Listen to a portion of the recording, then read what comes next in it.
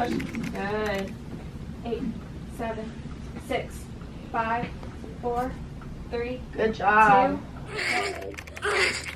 I know, my goodness. Good job. Thank you. So good, girl. Hi everyone, welcome back to my channel. In today's video I'm going to be talking about my birth story, giving birth to my daughter at 20 years old. I am currently almost 7 months postpartum, so this video is kinda overdue. I've been wanting to do it for a long time, I just never got around to it, but here we are. So we're just gonna get right into the story. So June 19th at 6 a.m. I woke up and I actually told my fiance, oh, I'm not in labor yet. And it was funny because the night before I was like, you know, good night, maybe I'll go into labor in the morning, who knows, whatever. And I texted him, I was like, nope, no labor, no baby, not gonna happen today. And then literally at 6:30 I started to feel contractions, but I didn't know there were contractions yet. I was just cramping. I thought I had to use the bathroom, so I went, I tried, nothing was happening. So I was like, I am 39 weeks and 3 days, this could be it, but I'm not gonna get my hopes up. I don't know what's going on. First time mom, so I was just like, So I went on my contraction timer app and started timing the cramps, and they went from like, I want to say 5-7 minutes apart, and even like 3 to 5 minutes apart.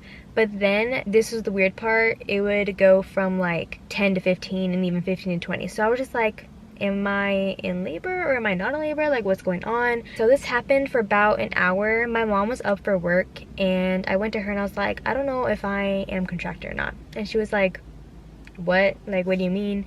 I was like, I have no idea. And she was like, maybe a high pain tolerance because I did when I had your brother. And I was like, okay. So I was like, I don't know, I've been timing them, this is this. And she was like, I think you should go to the hospital. I'm like, I don't know, like, it's still weird. So it was like 7 something already. I was still timing my contractions. They were still all over the place. Like, they weren't really consistent. So I decided to shower, brush my teeth, the usual.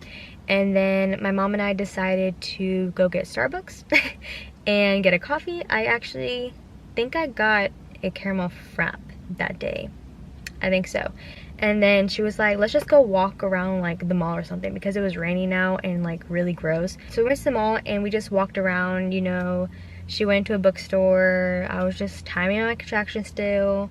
And again, they'd go from like 15-20 minutes to back to like 7 minutes. I don't know. I was just like, I really don't know. And they weren't really stopping me in my tracks. A lot of women say when they are contracting, it'll stop you in your tracks. You can't like talk, you can't do anything through them, and like you'll know when you're in labor. But for me, that was not the case. I could still, you know, talk, do normal things. I don't know, if it was like a period cramp. Don't get me wrong, there were some while we were walking at the mall where I was like, okay, hold on one second. So 12 p.m, literally 6 hours later from when I first started contracting, I was like, let's just go to the hospital. If it's nothing, they send me home, worst case scenario. So we went, we got checked in. I was like, hey, I might be in labor, blah, blah, blah. And they were like, okay. So they put me in a room, put me in a gown, and hooked me up to the monitor. They were like, let's give you some juice so she can wake up and we can see if you're actually contracting or not. So they saw that I was, but they were too far apart to really tell if I was in labor or not. So they were like, okay, let's get you up and walking. Do some laps around the entire place. They literally had me walking around this whole entire place with just my gown and me just holding all these cords. My mom was walking with me and it was just a humbling experience, okay? So after they had me do all these laps, they checked my cervix. So I actually went in 4 centimeters dilated, and I went up after all of that walking. So they actually had told me that it is not considered early labor until you are 6 centimeters dilated, which it used to be, I believe, 4 centimeters. So I was already 4 and then I jumped up to 5. And the doctor was just like, do you want us to keep you? You're already 39 weeks. Should we just break your water? And I was like, yeah, break my water. I'll stay, please. They were like, okay, we're breaking your water. Today's the day. They moved me into a labor and delivery room. That's when I texted my fiance. I'm like, okay, it's for real, go time. It's happening. You should like come now, because he works night shift. He was actually sleeping. Well, he was like trying to sleep. I was texting him through this whole thing and he was like, I don't know if I should sleep or not. I don't know like if this is for real, you know, because I didn't know either. So he rushed, got ready, packed his bag, and came to the hospital. So by this time it was already about 5 p.m. and that's when I got my epidural. My mom had to be out of the room for it. Only my fiance was allowed in, and honestly it wasn't that bad. I know everyone's experience is different, but I honestly just heard all these horror stories about the epidural, that it was the worst pain ever, like worst part about giving birth, and it actually just wasn't that bad for me. It felt like a bee sting. So if you ever hear other people talking about their bad experience with epidural, it possibly won't be like that for you. It honestly just felt like a bee sting. I had a great nurse. She was talking to me the whole time. My fiance was there. Like, it was just a fine, good experience. I just leaned over, she explained everything, she was talking the whole time, and she was like 1 2 3 and did it, and I was like, okay. I did flinch like a tiny bit, and then afterwards I believe they put in my catheter, if I can remember. I think they did put in my catheter after my epidural. If not, it was before, but I'm pretty sure it was after. And that was a weird experience because, like, I'm just peeing in the bag and I had no idea. I even asked the nurse, I was like, am I like good? Am I peeing? She was like, oh, yep, your bag's actually full. And I was like, oh, okay. And I saw my bag of piss and I was like, okay, humbling experience right there. So right after the epidural, I was actually fine. I didn't feel my contractions anymore. They did get a bit stronger and they were very much closer together, about 5 to 3 minutes apart, I believe. And I did feel them, but they weren't too crazy yet. I did my mascara. I wasn't gonna do a full face of makeup, and I kind of wish I did, but also I look like crap after birth, so I don't think it really would have made a difference, because even my mascara just like didn't last. So 8:20, the doctor finally came in and was like, okay, sorry. She was dealing with a whole bunch of other things, which is understandable. So 8:20, she came in. They started the whole breaking my water process, and they eventually broke my water officially, I think around like 9 p.m. I think that's when it all was like finished. When they break your water, it felt so weird. I have no idea what they actually did. I don't remember.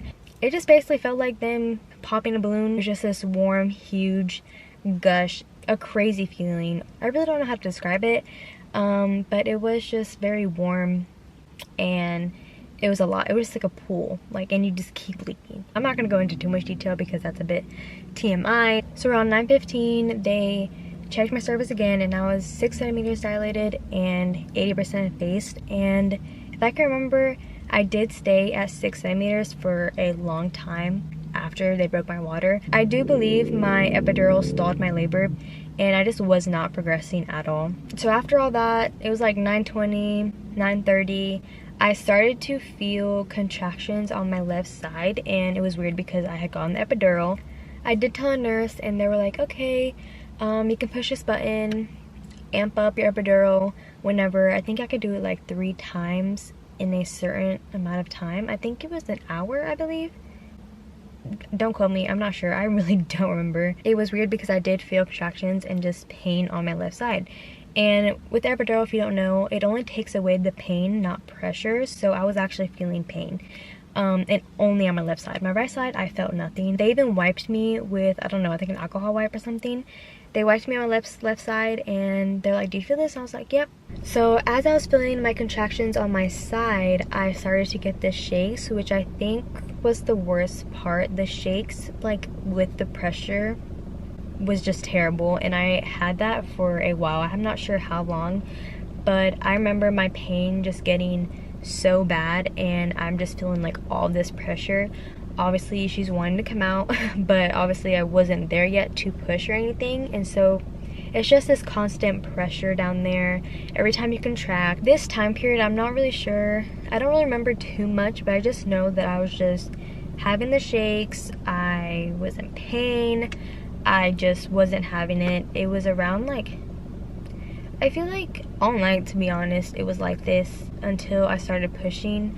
It was like 10 something or 11, and they kept coming in to check my cervix, and I just wasn't there yet, not even close. I stayed again at 6 centimeters, 7 centimeters for a long time, and then I finally went up to like 8, and then I stayed there for a while too. I couldn't do anything because I had the epidural in, so I was just in bed dealing with this. And so since my epidural was like failing, they gave me a peanut ball, which personally I hated the peanut ball. I heard a lot of moms say like, oh, I loved it, it made me feel so much better, but I genuinely hated it. Like, I hated it so much. When they kept having to switch me from one side to the other like every hour, it made me so mad, and it just wasn't helping. I feel like it made things worse for me when they kept flipping me. Just like, it was just so irritating, and I felt so bad for the nurses, because I was just like, they'd come in, they try talking or something, and I was just like, wait, I need a second, like I can't.